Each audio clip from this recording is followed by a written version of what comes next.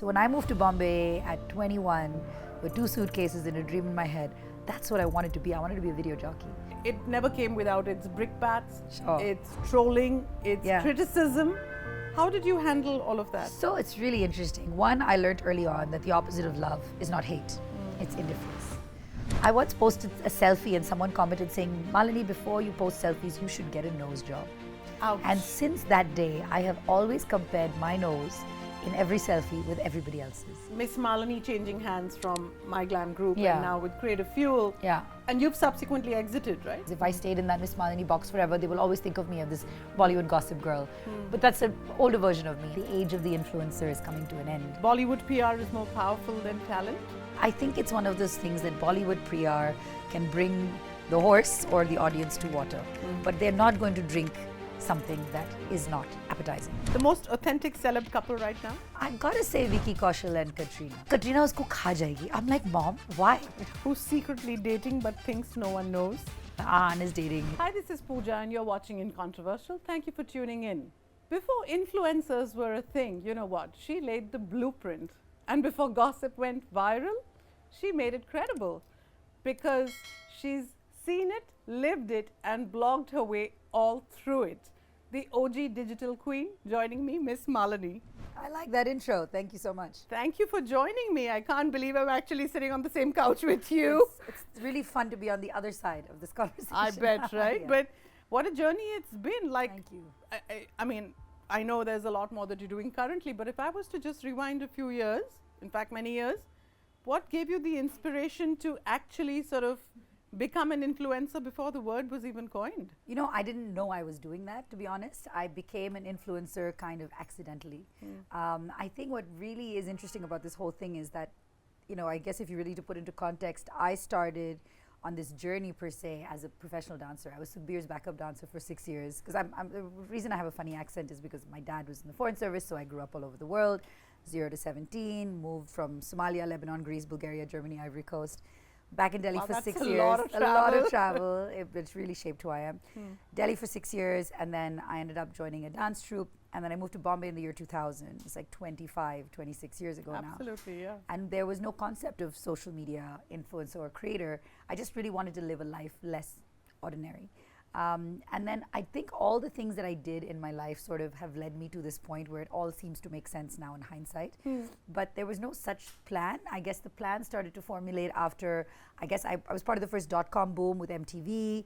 I'd set up the MTV website, and then I had gone ahead to join a company called Activate Technologies that set up the Midday website. So I was part of the whole universe of portals before blogging was even a thing. Yeah. And then I ended up becoming a radio DJ. So radio is, I called my first love, and blogging my marriage. And then it started to formulate because I started blogging just sort of as a hobby or as an extension to the fact that I had a radio show. Yeah, so it all kind of was accidental. And now when I look back, of course, once we started thinking about it, my husband now, he was my boyfriend then, and we were doing 2 years long distance while he was at Harvard Business School. And I told him, you know, I've started writing this blog, and he said, that's great, you should do it because it's big business. And my plan was that once he finishes and graduates business school, we're going to move to Europe somewhere. And then, but by the time he came back, this blog had taken off, so he decided to uproot and come back. And move here and work with Nomura for a while in finance, and he supported us for my first year when I was the creative director of the digital market, the head for Channel V, and doing the blog at night, and my radio show. Like I had multiple jobs at the same time. He was like, I'll support us for a year, because I said all I want to do is write this blog, and there was no money in it then, right? The first year and a half, I think my first ever collaboration. There was no money. It was a pair of Levi's jeans. I remember they said, we'll fly you to Delhi, put you up in a 5-star hotel, and give you a pair of jeans. And I was like, that sounds great. Yeah, it's a start. It's a start. But there was no revenue and no income. And I think part of the reason it all worked out well for me is because there was no agenda or hope, or you don't start from day one the way influencers or creators do today with the agenda of this is going to be my livelihood.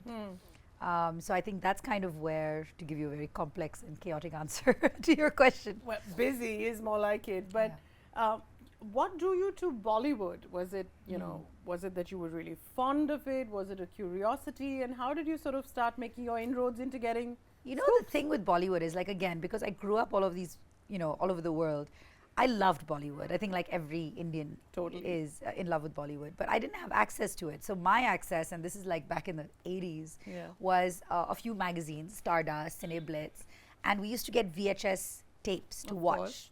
Two A movies, two B, two C. So it's whichever they qualify. So I think from 1990 onwards, or 1985 onwards, I have watched every Bollywood movie released while living in different countries. And I was obsessed with Amir Khan. I remember having a scrapbook. I would cut out every picture of him. And I told him once when I met him that I've been in love with you since I was 9 years old. And I must have made him feel very old. But it was just this real love for this, and then abroad I would find all these really cool pop culture magazines and everything about your favorite stars and all of that. When I came back to India, I was like, oh my God, this is amazing. I'm going to move back to the country of Bollywood that I love. And all I found was sort of this digital dump of, celebrities in front of a billboard. I mean, a sort of a backdrop. And you never really knew what happened when they went inside the party. And I was always so curious to know. And I think what happened is two things. My radio station was owned by Midday, the newspaper. So I used to do the evening drive show called Horn OK Please.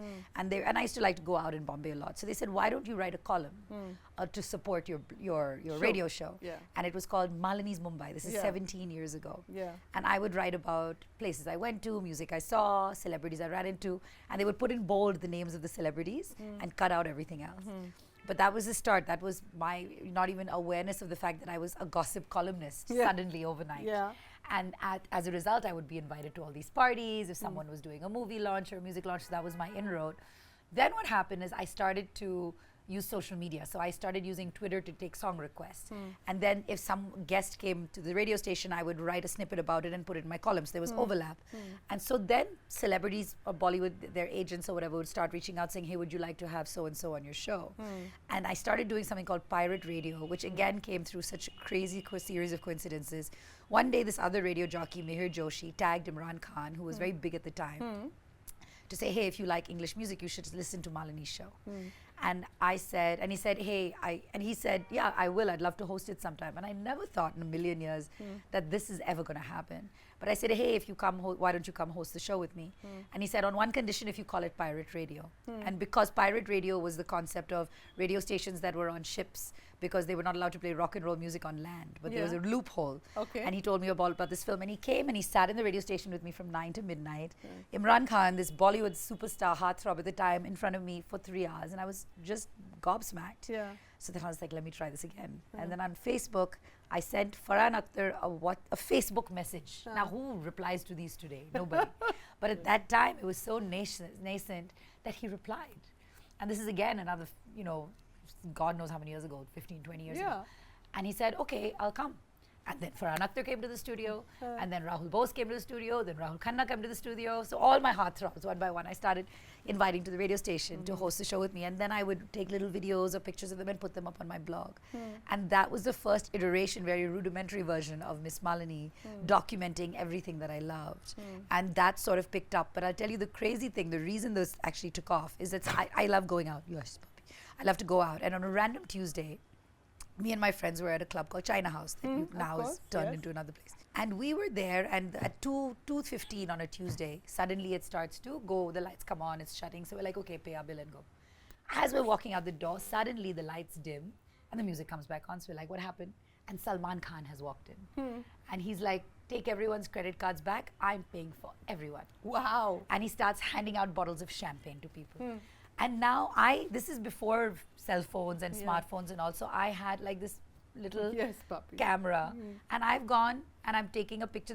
There's a series of pictures, us looking at him, his back of his head.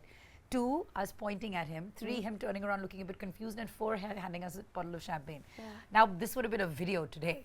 But there it was 4 very badly taken Kodak shots. That was somehow then connected to my laptop. And I put that up the same night. The next morning, all the tabloids covered it, saying Salman Khan's generosity in a bar in Bombay. And suddenly people started saying, who is Miss Malini and how come she has access to Bollywood, and let's start following. That's literally how it happened. Yeah, so how did people react to MissMalini.com? Like, did they even understand? So, I was a radio jockey for many years already. So, as a result, people kind of knew. And I remember being very sad when I did my last radio show after 9 years, putting the faders up, to the song Wo Chali by Bombay Vikings, thinking I'll never have a job that I love this much again. Years later, I was sitting at a bar called The Ghetto, and somebody asked me what I do, and I was like, I'm a blogger. And they're like, oh, what's your name? And I said, Miss Malini. And the same reaction I used to get when people said, what do you do? And I'm a radio jockey. And they said, oh, you're RJ Malini. I had the same reaction from someone, and I felt that excited. So I'm like, okay, maybe I'm onto something, because I have a space that I can control. I'm the editor. I get to do whatever. I get to say everything I want in my own voice. And I get to make it my own. And so the reactions were actually quite positive. And it was almost like a celebrity-esque reaction that people had to meeting me in person. And I would always be baffled by how, with so many millions of web pages, did you even stumble upon mine? And then it became a thing that's where people internationally or in India would find their Bollywood news the night it happened, because the newspaper cycle is something happens the night before, it shows up the next day. Right. But I could go home and write it immediately, and then with social media, tweet it immediately. Yeah. So the internet era and the internet era, the speed of it, because I remember being part of the first .com bubble, right? I was with MTVindia.com, and I used to run the romance and sexuality channel and write all the love line answers and questions and VJ Nikhil's scripts. But I think the big difference was, so there was nowhere to share or social media to create this excitement of, hey, look at this. It's everyone sort of sitting on their own islands hoping someone comes to them. Lovely. And from RJ to television and then blogging and business, how difficult or easy was that transition? So I did it all in reverse, right? People generally start on television and film and then have a digital presence. I started digital. I was digital first, always. And I remember it was years ago on Zoom. There used to be a show that Nina Manuel would host called After Hours. Yes. And then this wonderful lady called Monia got in touch with me, and she used to produce this like fun little night out kind of show. And she said, I want to give you a segment on it. And she was so ahead of the time, where it said MissMalini.com and Miss Malini's news updates. And I would go to little parties and all dressed up and ask people fun things. And I was like, wow, I can't believe I'm on TV now. I mean, brand integrations and collabs as we see them now, but back then. Yeah. And the funny thing is, the irony of it all is, for me, when I was growing up as a dancer, the coolest career to have would be to be a VJ. So when I moved to Bombay at 21 with 2 suitcases and a dream in my head, that's what I wanted to be. I wanted to be a video jockey. And I walked into the MTV office with 4 printouts of pictures, and they spent 5 kind minutes with me and sent me on my way. And I never got that job then, but years later I had my own reality show called Miss Malini's World on Viacom that also owns MTV. So it was full circle. Wow, I mean, you make it sound so dreamlike. It was. It is. I mean, I can't help but ask, being Miss Malini, you've been adored, you've been invited and welcomed at every party, right? But it never came without its brickbats, its trolling, its criticism. How did you handle all of that? So it's really interesting. One, I learned early on that the opposite of love is not hate, it's indifference. So if people are coming to you and saying something, and this is true in life also, is that their anger very rarely has anything to do with you. It's an internal thing. The other thing I realized is that people are just hungry for attention. And I've written 2 books, and my second book called Under the Influence, I've unpacked greatly conversations with trolls, where I've spoken to them and said, why do you do it? And they said, because otherwise you wouldn't pay me any attention. And then they become your fan. And the best experience I ever had in this whole trolling thing is, one, I mean, I was very upset about it because, see, 2 things happened, and I'll tell you the good and bad. Let's give you the bad news first. There's something that happened once that has stayed with me to date, which is where you see that, you know, they say sticks and stones can break your bones, but words don't hurt you. That's not true. I once posted a selfie, and someone commented saying, Malini, before you post selfies, you should get a nose job. Ouch. And since that day, I have always compared my nose in every selfie with everybody else's. It's just an automatic reaction I have. But then another thing happened, which was really funny, is that one day somebody posted on a comment saying, Malini, you're looking older. And my mother, who's 86 now, replied saying, so do you think you every day are going to get younger? Then you'll turn into a baby, and then what? She Benjamin Buttoned his ass.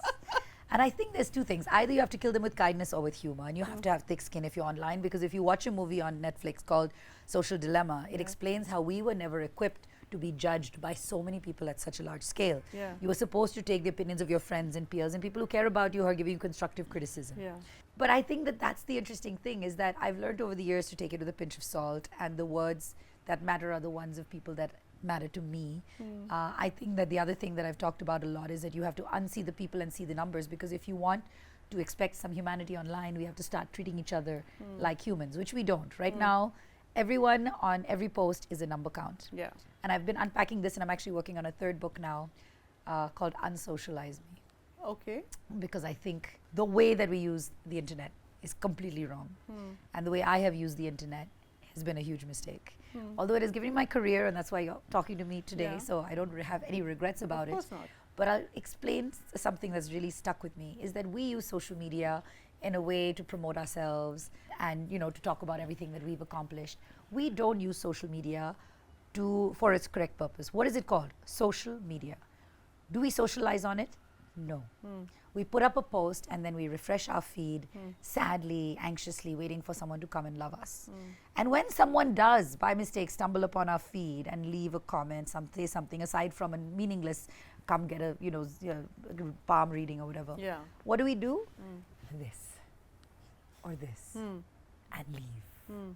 How are you going to have a meaningful relationship or build a friendship or anything but a low stakes relationship Yeah. with someone if that's the max you're willing to give back? But we do that every time. And then we wait for, oh, who else is going to come that we can come and do this with or this with? Yeah. Do you ever even, and I ask myself the same question, when someone leaves a meaningful comment, okay, I'll put 3 hearts. That's the max I'll do. Sometimes I'll say thank you or a few more words. But I'm expecting all these people to come and have a relationship with me and build some sort of community with me. But I'm not willing to do that. Imagine in real life if you came and asked me a question or I said something like right now I've poured my heart out Yeah. and you just did this and got up and left. Yeah. Would we have a meaningful connection? Of course not. But you- that's what we do daily on the internet. But then we were not, as you just explained a few minutes ago, Yeah. we were not born to deal with so much attention. Right? We were not born to deal with so much attention, and the interesting thing is, see, we're Gen X. We sort of sit offline, online, somewhere in the world in Yeah. between. There are generations now that this is a par for the course. They were Totally. born with social media. They're very aware of it. It's not anything surprising to them. So they use it very differently. No one taught us how to use social media. I think now our generation of parents who have kids online are slowly learning. And I think that I've seen now with my friends, they also monitor what they're doing online. Like, my mom had no idea what I was doing on the internet. She probably didn't understand social media or how people can DM me. And, you know, I use this example a lot when I lived in Delhi.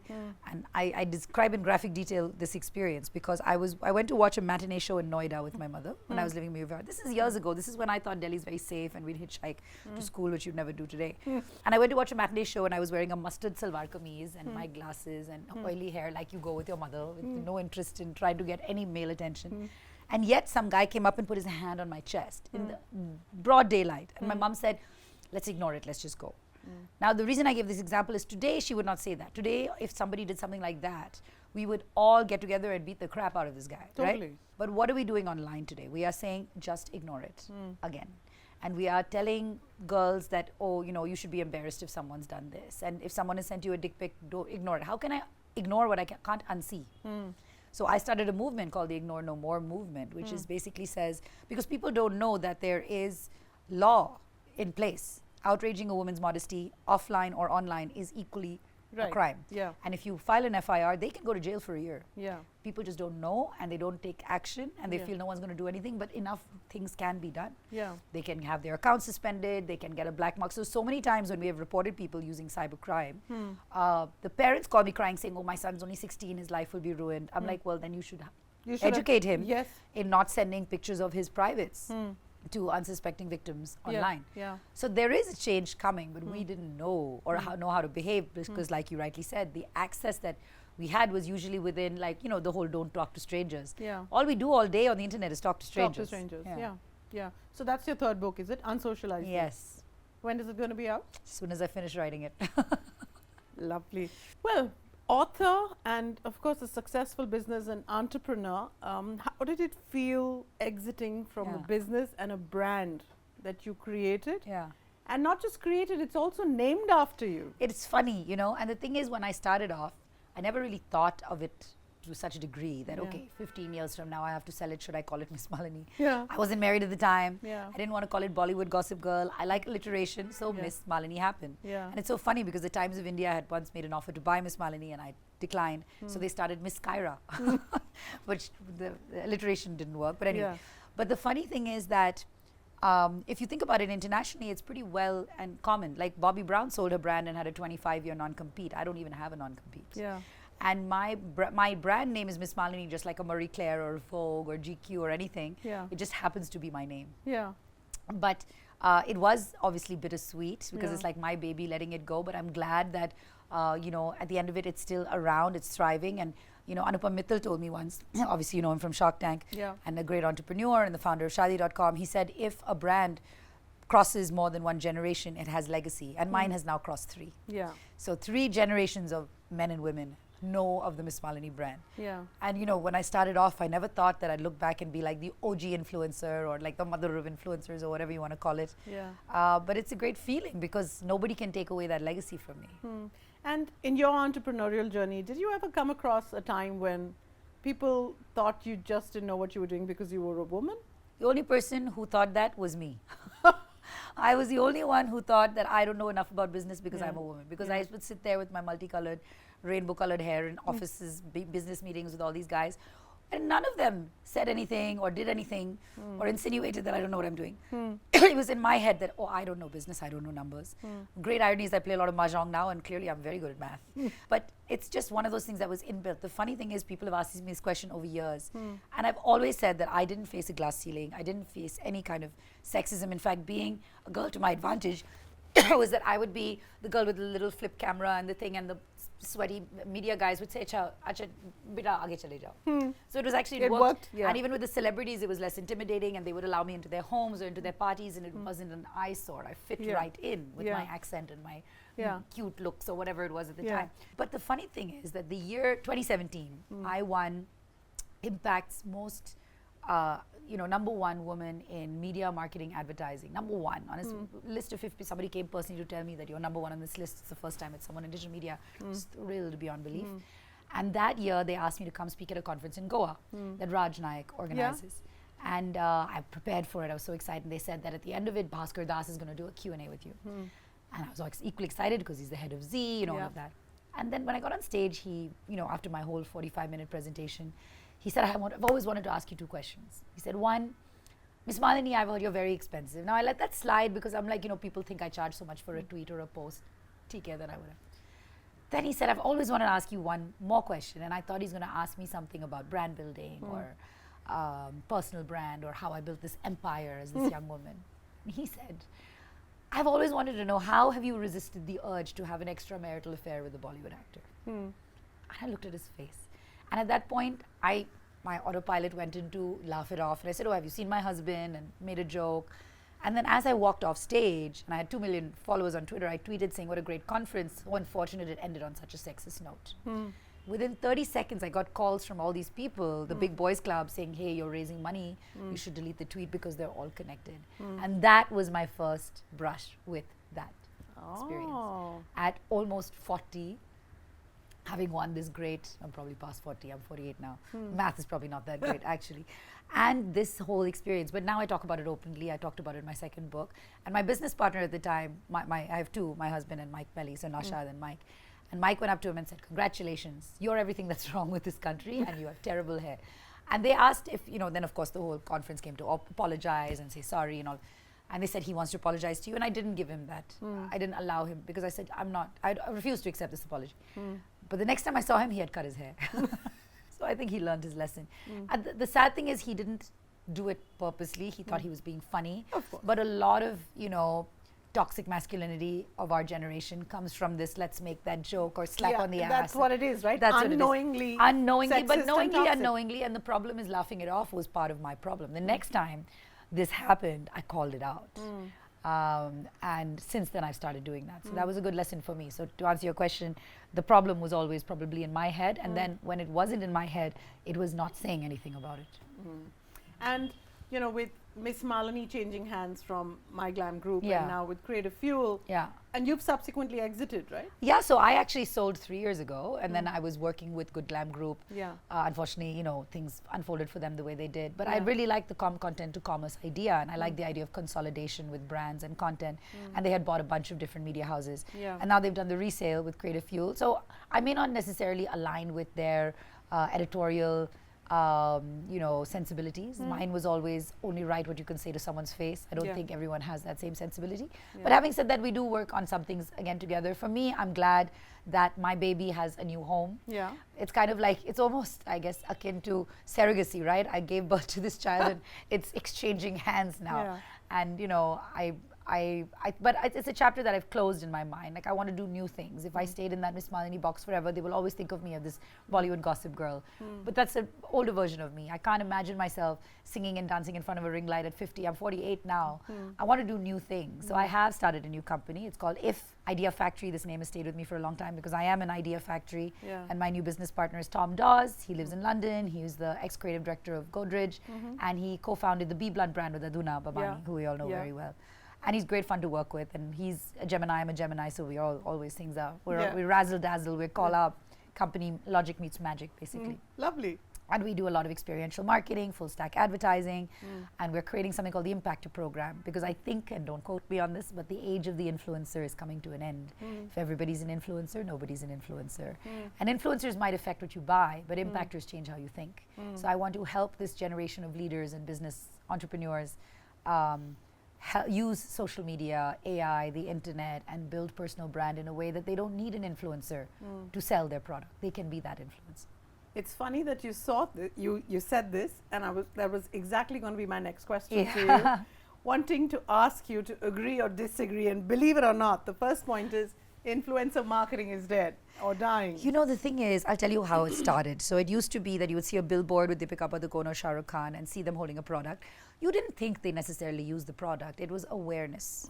And then you would use the influencer or this content creator to be like, this is someone like me. They actually use this product. They're the girl guy next door. I'll buy this product. But now when you go to social media, there's all branded content, very well curated, paid for social media content. So again, this person doesn't use the product. They're just creating awareness. The new influencer is actually community and your neighbor. And if you think about it yourself, if you were going to buy an air conditioner or a car, you're probably not going to go to an influencer's feed to choose that car. You might be aware of what's available now, but you'll probably go to a community or family, friend, or somebody trusted or reliable who's knowledgeable about cars or air conditioners, who might be an expert in that. I'm probably not going to take financial advice from an entertainment professional, but I will take it from an impactor who knows a lot about finance. So I think that's the shift that's coming. I think there'll always be a place for creators to entertain, and there'll be enough more brands to advertise that. I mean, case in point, if you see Big Boss, they sell a lot of products, watching people yell at each other. But they probably don't sell life insurance. They probably don't sell skincare. They probably don't sell health, you know, or wealth management or those things. So I think there's going to be different people for different things. Thank you. Thank you for explaining that. And whilst staying on the agree-disagree, Bollywood PR is more powerful than talent? Interesting question. Bollywood PR is more powerful than talent. I think it's one of those things that Bollywood PR can bring the horse or the audience to water, but they're not going to drink something that is not appetizing. So I think a great example is there's so many films that get released and they don't sort of bring out the talent, and there's a lot that's said about, you know, both sides of the thing. And then you see a movie like Sayyara come out, and it was fantastic and everyone loved it, and they didn't do a lot of PR around it. Right? And they didn't even do any interviews after it. So I think it's both. I think talent is required. PR is required to amplify that talent because people have so much. PR has now become curation. When you have access to anything and everything, you have access to nothing because you get stuck in like, there's too many things to buy. What should I buy? There's too many things to watch. I'm sure we've all done it, right? You've sat with the remote in front of your TV, flipped through, and you spend 1 hour trying to decide what to watch, having watched nothing. So it's almost the curators now that help you pick. So I think that there's a little bit of both. It depends who, it's not who you ask, it's who you're talking about. Okay. The PAPS culture has gone too far, perhaps?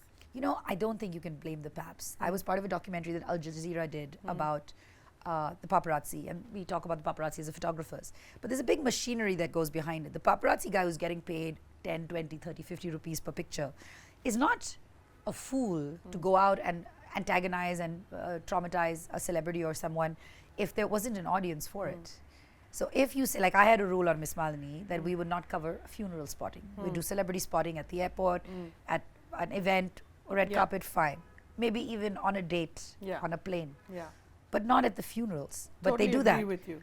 But the point is, who's watching and consuming this content, that there is an audience for it. So before we blame the paparazzi, we have to blame ourselves for the voyeurism that we engage in. Because if you're telling me that, hey, no, I don't watch this, so why are they making it? then I'll say you're fair to blame the paparazzi. Yeah. But we have created the paparazzi by consuming copious amounts, and this is how celebrities then get around it, right? Princess Diana would wear the same outfit every day, so it would look like it's the same set of pictures. So the paps couldn't sell it to the magazine, couldn't post it because the consumer would be like, I saw it already. Yeah. So I think the paparazzi has gone too far, but think about why. And on that note then, do you think there's no such thing as privacy for public figures? I think that there is no such thing for privacy. It depends on how you conduct yourself as a public figure. Now you see the range of people, right? There are celebrities who are totally fine with you photographing their children. There are some who say explicitly don't do it. And they're the ones who don't want their children to be photographed and just don't put them in the public eye. So you can either, you know, put yourself in situations also as celebrities where you're like, oh my God, how can you, you know, create this chaos or, you know, cacophony or zoo around me? Or you can live quietly as well. And I have seen more than enough celebrities live on both sides of this coin. So I think, again, it comes down to, yes, when you're a celebrity, you have created this dream life that people, and the reason why people want to see you at a funeral or what you wear, what you eat, is because this Bollywood movie is a dream. It's a 3-hour escape from reality, heightened reality. And everything you do around that is an extension of that dream. That's why they care who you love. They care that Katrina Kaif, how she cleaned a house in COVID, because it's an extension of that dream. So partly, and Shah Rukh Khan says it best, he's like, I never get upset that someone wants to see me. I wanted that all my life. But then you saw what happened with Aryan, and when that was going down, I'm sure he would have appreciated more privacy. So the thing is that the paparazzi doesn't know where to draw the line because we don't know where to draw the line on what we consume. And gossip is just storytelling with bad PR? I don't see the thing. Again, no publicity is bad publicity is what they say. Gossip has two sides to it, right? There's some gossip that is very malicious. And we actually had reached that point when Hrithik and Kangana and all that drama was going down, where it became like very toxic and it became sort of a witch hunt. But some fun gossip, and I think I apply this filter, and I think you can apply this filter for gossip in real life as well. Is what you're saying behind someone's back something that you would be horrified to say to their face? Then it's not gossip anymore, then it's malicious. But if it's like, nudge, nudge, wink, wink, you're dating him, right? Or I heard this about you, would you have the gall to say it to someone's face? And this culture is not digital. This has existed from the time of the blind item in Filmfare. Is that there is no fear or accountability if you don't have to face the person that you said something about. And I learned this lesson the hard way. I'm sure. 15 years ago, we used to write whatever we wrote about. And I remember before Ranveer Singh was Ranveer Singh, famous Ranveer Singh, we were at the Blenders Pride Fashion Tour. And I went up to him and I said, Ranveer, I'm such a big fan, I'm Miss Malini. And he was like, oh, and I was so happy that he recognized that I'm who Miss Malini is. And then he said, Miss Malini, I'm really mad at you. And I was like, why? And he said, you wrote this piece about how I rap badly. Now imagine this is years before Gully Boy. And I hadn't written it, but one writer of mine had. And then first my thing was, oh, I didn't write it. And then I had learned accountability. If it's on my blog, I have to take accountability. It's going under my name. Two, if I'm uncomfortable at parties saying like this, oh God, because of a piece I've put up, then I should not put that piece up, or I should be willing to face the music. So that's when I made a rule. I'm like, you can only write what you would say to somebody's face. Blanket rule. And it changes a lot about what you write and even how you comment. So 85% of the gossip I've heard, I have never written. I've just kept it in my head because I'm like, would I be okay if someone came up to me and said, you said this about me to my face? Probably not. Whilst talking about Bollywood, do you think it's going through bad times? I think it's going through a very interesting reinvention. I think that there was a time where Bollywood was king and television was this, you know, stepchild, or everyone who doesn't have a face or body for Bollywood is television, just like the supporting cast. And influencers were the bottom of that ladder, that, you know, they don't even want to associate with influencers. They didn't even exist. They didn't exist, but even when they did, it was like, crater. Now, today, people are auditioning saying they don't have enough followers on Instagram to get the role. So it's become a flip. And now, every Bollywood star is a content creator. They're doing commercials on digital. They're making a lot of money doing it. You know, everyone is, you know, even Farah Khan says that, you know, I had to do my whole YouTube series because I had to put my kids through college. So the time that it's going through is it's going through a reinvention. And I think Saif Ali Khan was the first one to do Sacred Games and say that, okay, a big Bollywood face can do television. And now everybody has a show. From Madhuri Dixit to literally everyone. and it's the par for the norm, and they're making money. So I don't know if you're saying traditional Bollywood, the way that we know it, is going through difficult times, but it's going through a reinvention. It's going through what you would call sort of a rebrand.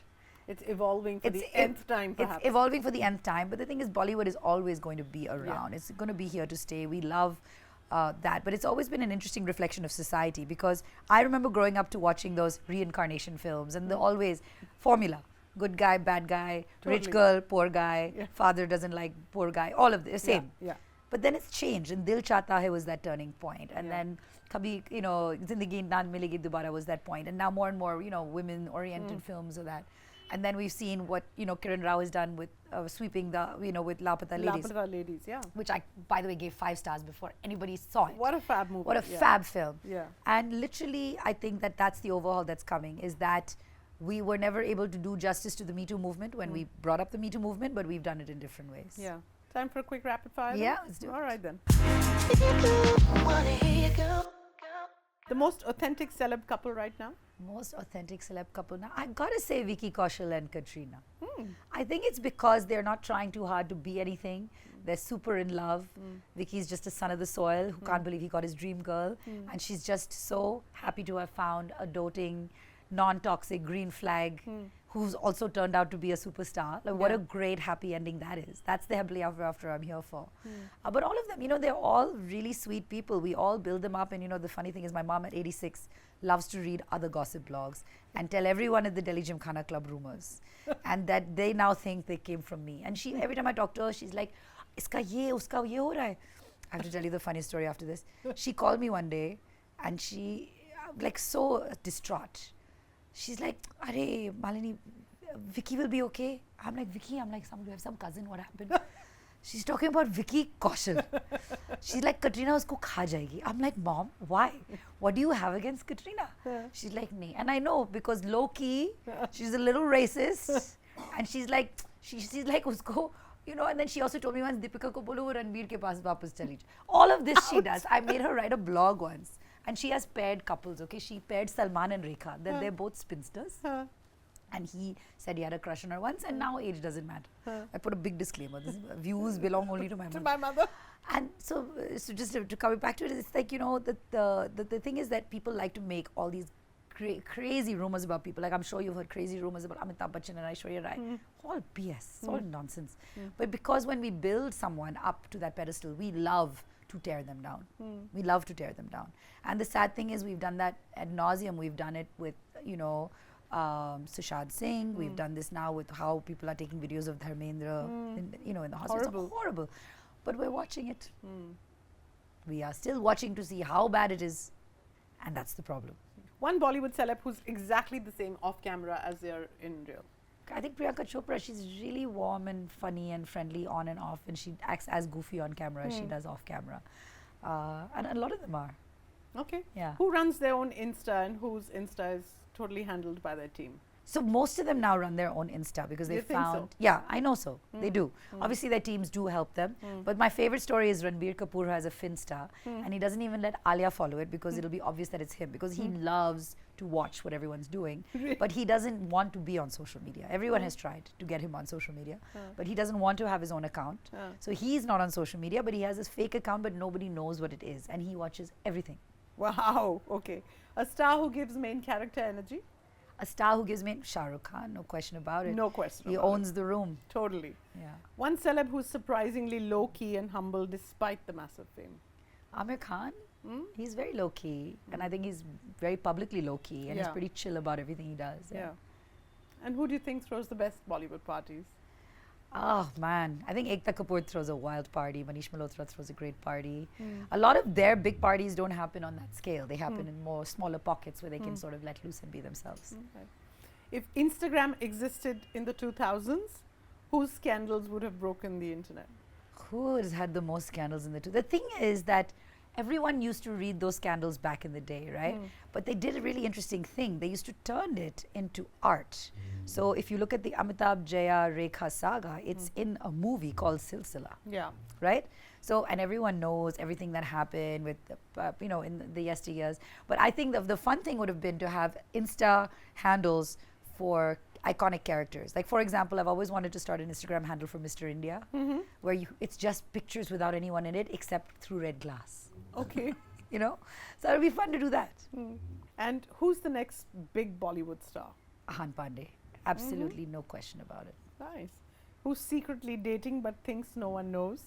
I mean, it's not a secret anymore. Ahan is dating his co-star. You know, they're very much in love.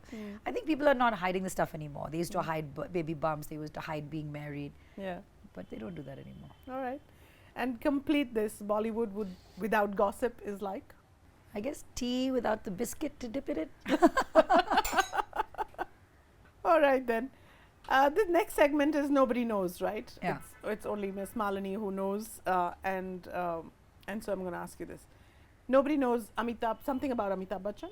Nobody knows? Nobody knows Yeah. about Amitabh Bachchan, but Miss Malini does. Oh, actually, I have a great story. So his father, Harivansh Rai, was my father's teacher in Allahabad.